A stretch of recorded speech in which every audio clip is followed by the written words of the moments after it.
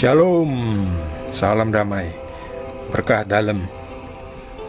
Kita selesaikan Injil Yohanes bab 5 dengan judul perikop kesaksian Yesus tentang dirinya. Maka Yesus menjawab mereka, katanya, "Aku berkata kepadamu, sesungguhnya anak tidak dapat mengerjakan sesuatu dari dirinya sendiri, jikalau tidak ia melihat Bapa mengerjakannya. Sebab apa yang dikerjakan Bapa, itu juga yang dikerjakan anak. Sebab Bapa mengasihi anak dan ia menunjukkan kepadanya segala sesuatu yang dikerjakannya sendiri. Bahkan ia akan menunjukkan kepadanya pekerjaan-pekerjaan yang lebih besar lagi daripada pekerjaan-pekerjaan itu, sehingga kamu menjadi heran. Sebab sama seperti Bapa membangkitkan orang-orang mati dan menghidupkannya, demikian juga anak menghidupkan barang siapa yang dikehendakinya. Bapa tidak menghakimi siapapun, melainkan telah menyerahkan penghakiman itu seluruhnya kepada anak, supaya semua orang menghormati anak sama seperti mereka menghormati Bapa. Barang siapa tidak menghormati anak, ia juga tidak menghormati Bapa yang mengutus dia.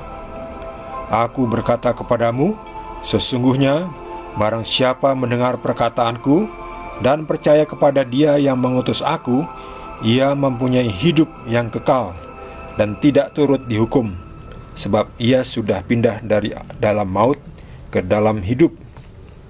Aku berkata kepadamu, sesungguhnya saatnya akan tiba dan sudah tiba, bahwa orang-orang mati akan mendengar suara Allah, suara Anak Allah, dan mereka yang mendengarnya akan hidup. Sebab sama seperti Bapa mempunyai hidup dalam dirinya sendiri, demikian juga diberikannya anak mempunyai hidup dalam dirinya sendiri. Dan ia telah memberikan kuasa kepadanya untuk menghakimi, karena ia adalah anak manusia. Janganlah kamu heran akan hal itu, sebab saatnya akan tiba bahwa semua orang yang di dalam kuburan akan mendengar suaranya, dan mereka yang telah berbuat baik akan keluar dan bangkit untuk hidup yang kekal. Tetapi mereka yang telah berbuat jahat akan bangkit untuk dihukum. Aku tidak dapat berbuat apa-apa dari diriku sendiri. Aku menghakimi sesuai dengan apa yang aku dengar, dan penghakimanku adil. Sebab aku tidak menuruti kehendakku sendiri, melainkan kehendak Dia yang mengutus aku. Kalau aku bersaksi tentang diriku sendiri, maka kesaksianku itu tidak benar. Ada yang lain yang bersaksi tentang aku, dan aku tahu bahwa kesaksian yang diberikannya tentang aku adalah benar. Kamu telah mengirim utusan kepada Yohanes, dan ia telah bersaksi tentang kebenaran. Tetapi aku tidak memerlukan kesaksian dari manusia, namun aku mengatakan hal ini supaya kamu diselamatkan.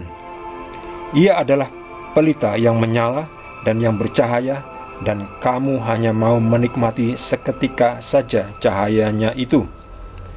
Tetapi aku mempunyai suatu kesaksian yang lebih penting daripada kesaksian Yohanes, yaitu segala pekerjaan yang diserahkan Bapa kepadaku, supaya aku melaksanakannya. Pekerjaan itu juga yang kukerjakan sekarang, dan itulah yang memberi kesaksian tentang aku, bahwa Bapa yang mengutus aku. Bapa yang mengutus aku, Dialah yang bersaksi tentang aku. Kamu tidak pernah mendengar suaranya, rupanya pun tidak pernah kamu lihat, dan firman-Nya tidak menetap di dalam dirimu, sebab kamu tidak percaya kepada Dia yang diutusnya. Kamu menyelidiki kitab-kitab suci, sebab kamu menyangka bahwa olehnya kamu mempunyai hidup yang kekal. Tetapi walaupun kitab-kitab suci itu memberi kesaksian tentang aku, namun kamu tidak mau datang kepadaku untuk memperoleh hidup itu. Aku tidak memerlukan hormat dari manusia. Tetapi tentang kamu, memang aku tahu bahwa di dalam hatimu kamu tidak mempunyai kasih akan Allah. Aku datang dalam nama Bapakku, dan kamu tidak menerima aku. Jikalau orang lain datang atas namanya sendiri, kamu akan menerima dia. bagaimanakah kamu dapat percaya? Kamu yang menerima hormat seorang dari yang lain dan yang tidak mencari hormat yang datang dari Allah yang Esa? Jangan kamu menyangka bahwa aku akan mendakwa kamu di hadapan Bapa. Yang mendakwa kamu adalah Musa, yaitu Musa yang kepadanya kamu menaruh pengharapanmu.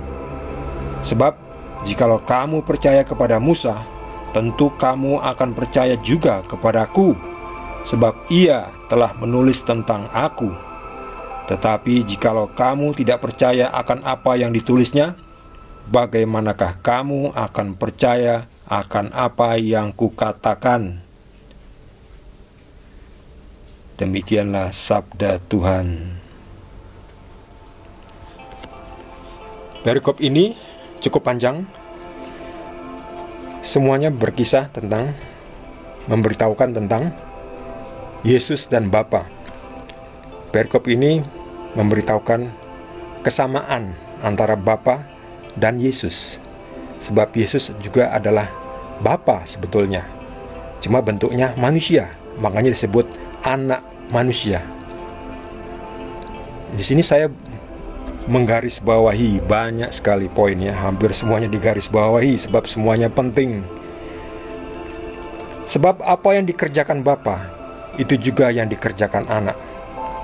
Bapa mengasihi anak dan ia menunjukkan kepadanya segala sesuatu yang dikerjakannya sendiri. Bahkan ia akan menunjukkan kepadanya pekerjaan-pekerjaan yang lebih besar lagi daripada pekerjaan-pekerjaan itu, sehingga kamu menjadi heran. Yaitu mukjizat yang dilakukan Tuhan Yesus, itu membuat orang-orang menjadi heran. Mereka tidak tahu bahwa Yesuslah Bapa itu sendiri. Tetapi Bapa dalam wujud manusia, Tuhan dalam wujud manusia. Sebab sama seperti Bapa membangkitkan orang-orang mati dan menghidupkannya, demikian juga anak menghidupkan barang siapa yang dikehendakinya. Lihat ini. Sama seperti Bapa membangkitkan orang mati dan menghidupkannya, demikian juga anak menghidupkan barang siapa yang dikehendakinya. Oh, oke. Bapa dan Yesus sama, ya. Sama. Bapa yang menghidupkan orang mati ya Yesus kan. Itulah Bapa yang di dalam Yesus. Artinya Yesus mengerjakan pekerjaan Bapa. Yesus mengerjakan apa yang ditugaskan Bapa kepadanya. Bapa menggunakan tubuh Yesus, berwujud Yesus, melakukan pekerjaannya. Yesus mengatakan itu sebagai saya diutus, karena Bapa itu sendirilah Yesus ini. Jadi Yesus dan Bapa satu. Bentuknya saja manusia. Ya memang dikurangi sedikit kuasanya ya. Sebab kalau melihat Bapa secara langsung, orang-orang berdosa tidak bisa melihat Bapa secara langsung, akan hangus terbakar. Yesus sudah dikurangi sedikit kuasanya ya.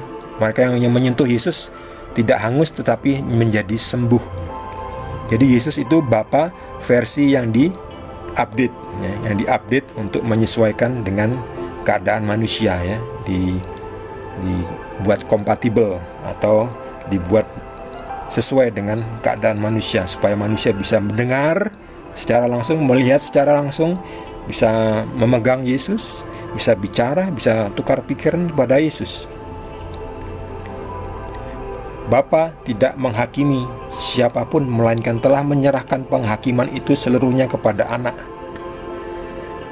Jadi nanti setelah kita mati semua, kita akan dihakimi oleh Yesus, oleh Tuhan Yesus.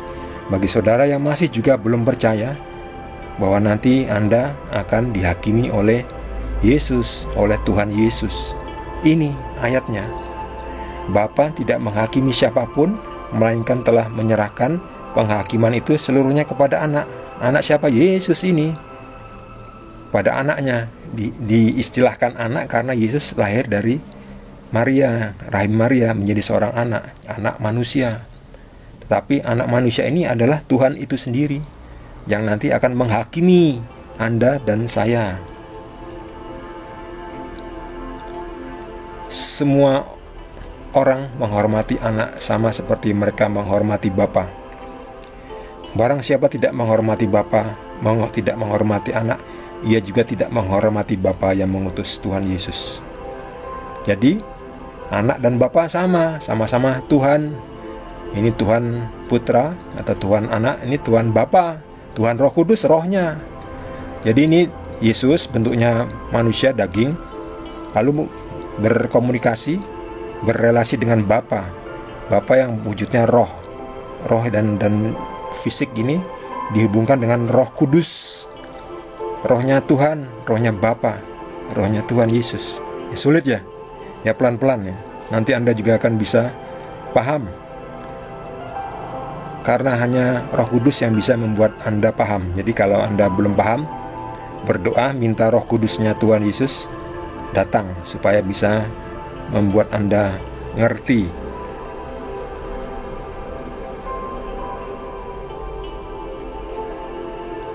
Barang siapa mendengar perkataanku dan percaya kepada Dia yang mengutus aku, ia mempunyai hidup yang kekal dan tidak turut dihukum.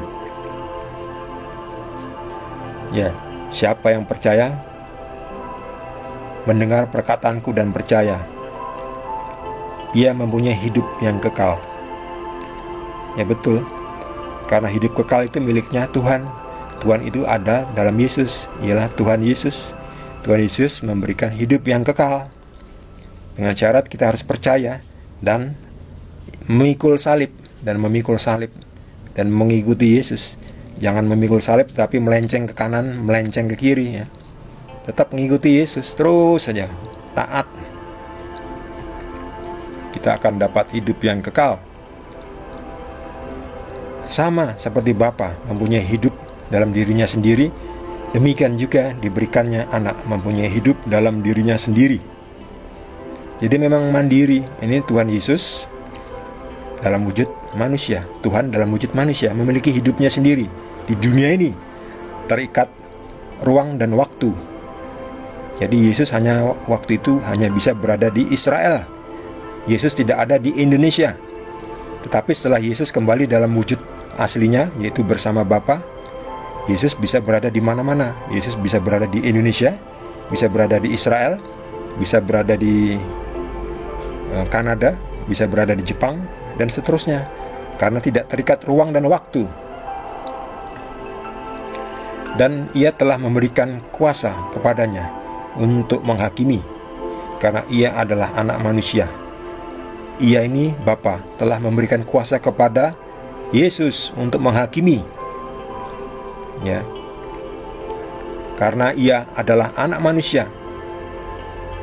Jadi Bapa itu wujud menjadi manusia, anak manusia.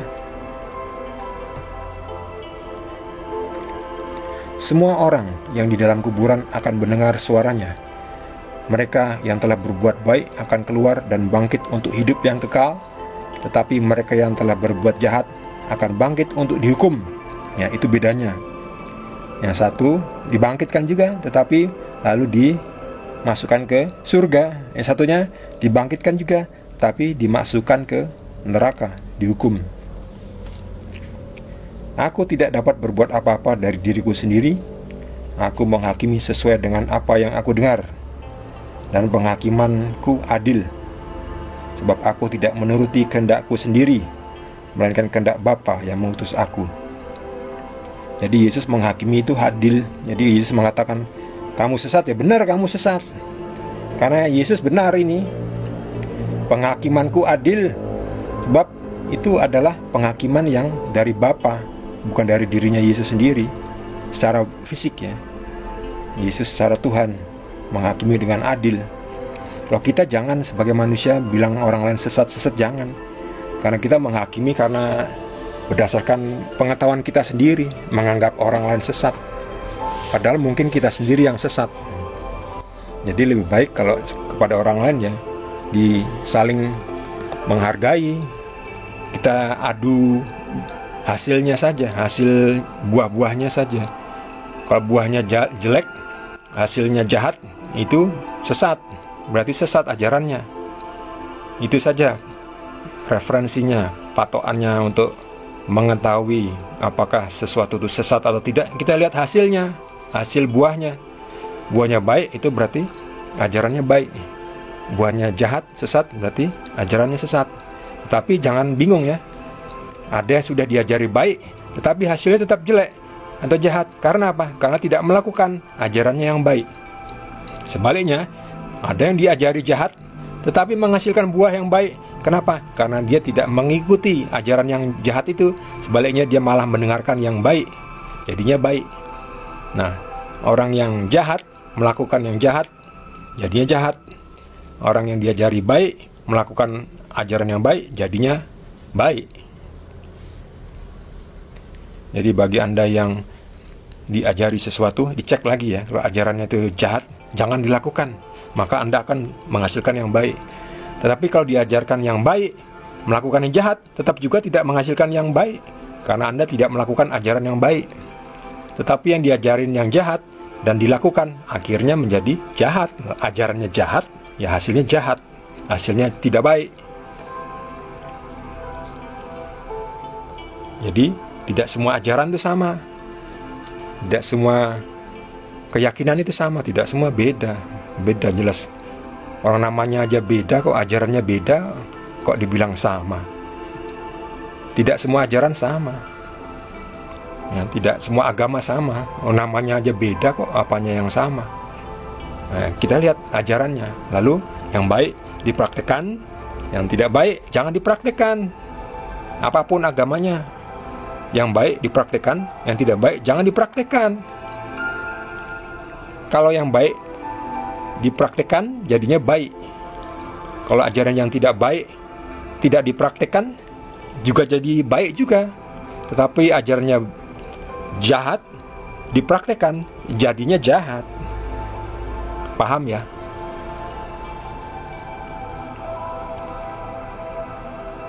Kamu telah mengirim utusan kepada Yohanes, dan ia telah bersaksi tentang kebenaran.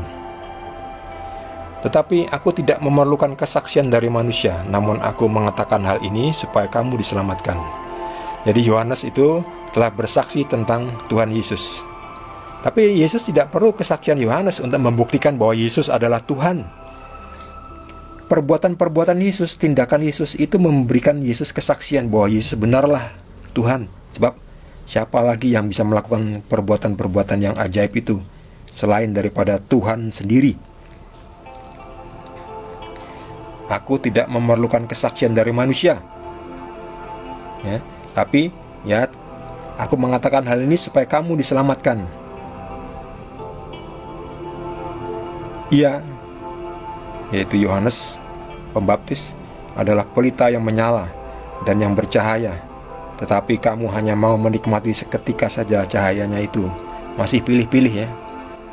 Jadi meyakini itu separuh-separuh ya. Meyakini yang baik itu sepenuhnya. Sebaliknya, sesuatu yang jahat jangan diyakini. Ajaran yang ngawur, yang tidak sesuai fakta sejarah, jangan diyakini. Banyak sekarang ajaran yang dibelok-belokkan ya, tidak sesuai fakta sejarah ya, tidak sesuai data-data. Tetapi karena sudah terlanjur beratus-ratus tahun dituliskan, diyakini, akhirnya dianggap sebagai benar, padahal itu salah ya. Itu salah, itu yang salah. Tidak sesuai fakta sejarah itu. Nah, Alkitab itu saksinya banyak kok. Murid-murid Yesus itu adalah semua saksi-saksinya ya. Lalu dicatat oleh murid-murid Tuhan Yesus. Itu yang benar. Aku mempunyai suatu kesaksian yang lebih penting daripada kesaksian Yohanes, yaitu segala pekerjaan yang diserahkan Bapa kepadaku, supaya aku melaksanakannya. Yaitu, jadi Yesus tidak memerlukan kesaksian Yohanes untuk mengatakan bahwa ialah Mesias, Yesuslah Mesias. Pekerjaannya yang dilakukan Yesus itu yang memberi kesaksian kepada semua orang bahwa Yesus benar-benar Tuhan. Ya, tidak perlu kesaksian Yohanes lagi. Dengan pekerjaan yang dilakukan Yesus itu sudah membuktikan bahwa Yesus adalah Tuhan, Tuhan Yesus. Kalau masih tidak percaya, itu urusan Anda. Nanti tanggung sendiri di hari penghakiman. Sebab nanti hakimnya adalah Yesus sendiri. baru tahu. Pekerjaan itu juga yang kukerjakan sekarang, dan itulah yang memberi kesaksian tentang aku, bahwa Bapa yang mengutus aku. Bapa yang mengutus aku, dialah yang bersaksi tentang aku. Kamu tidak pernah mendengar suaranya, rupanya pun tidak pernah kamu lihat. Firman-Nya tidak menetap di dalam dirimu, sebab kamu tidak percaya kepada Dia yang diutusnya. Jadi, bagi saudara yang masih belum percaya, kenapa tidak bisa percaya? Ya, sebab firman-Nya tidak menetap di dalam hatimu, di dalam dirimu. Sebab kamu tidak percaya pada Tuhan Yesus yang diutusnya. Bagaimana bisa menerima kebenaran kalau tidak menerima Tuhan Yesus? Kan sudah dibilang, Yesuslah jalan, kebenaran, dan hidup. Siapa menerima kebenaran, ia menemukan jalan menuju hidup yang kekal. Kamu menyelidiki kitab-kitab suci. Ya, orang-orang Farisi, bahkan sekarang orang zaman kita sekarang ini, pemuka-pemuka agama itu, pemimpin-pemimpin agama senang kan, kerjaannya memang menyelidiki kitab-kitab suci. Mereka menyangka bahwa oleh menyelidiki kitab suci itu kamu mempunyai hidup yang kekal. Iya, tetapi harus percaya menerima Yesus.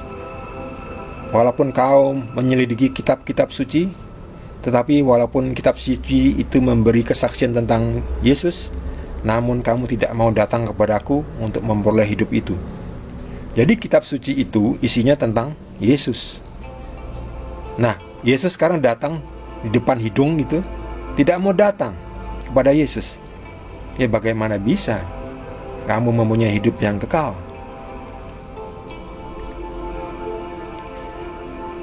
Tentang kamu, memang aku tahu bahwa di dalam hatimu kamu tidak mempunyai kasih akan Allah. Ya, ini ya, zaman sekarang ini juga ya, mereka hanya mengutak-atik kitab suci. Kitab suci yang diutak-atik pun kitab suci yang sudah diubah-ubah fakta sejarahnya ya. Jadi ya, tidak menemukan kebenaran, sehingga mereka tidak memiliki kasih akan Allah. Makanya menolak Tuhan Yesus.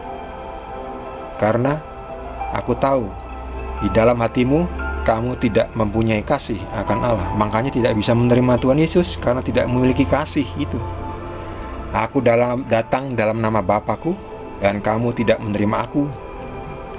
Yesus ini datang baik-baik, udah benar, menunjukkan hasilnya, buktinya pekerjaannya yang baik, tetapi ditolak ya. Sampai sekarang juga banyak tuh orang yang melakukan perbuatan yang baik lalu disingkirkan ya, karena menghalang-halangi orang untuk korupsi kan. Karena orang yang jujur kan disingkirkan itu. Orang yang jujur, yang taat dengan prosedur, yang tidak suka main proyek, yang tidak suka markup, yang tidak suka kong kali kong, yang jujur saja jalannya, itu nggak disenangi. Ini tidak dikasih pekerjaan, tidak diajak kerjasama, karena mereka tidak bisa diajak kong kali kong. Bagaimanakah kamu dapat percaya, kamu yang menerima hormat seorang dari yang lain, dan yang tidak mencari hormat yang datang dari Allah yang Esa? Ya, bagaimana kamu dapat percaya ya? Kamu hanya menerima hormat dari orang lain, tetapi tidak mau menerima hormat atau mencari hormat yang datang dari Tuhan.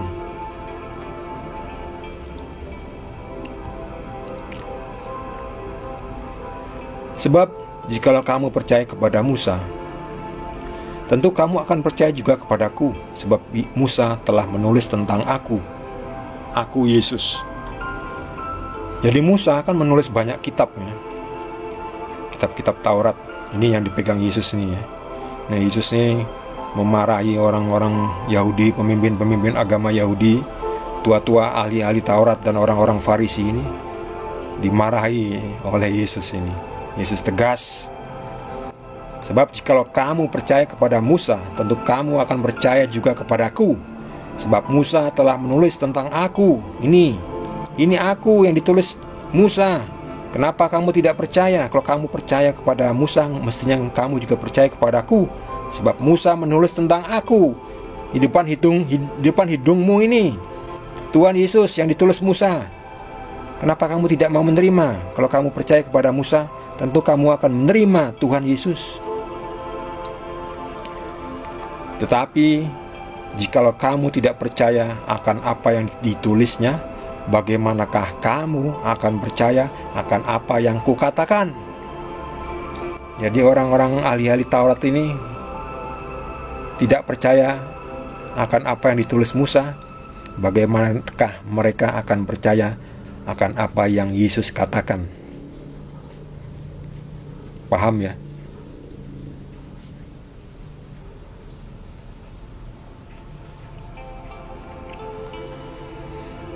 Bagi saudara yang mendapatkan tambahan pengetahuan dari Tuhan Yesus melalui Roh Kudus, boleh juga berbagi dengan kita semua.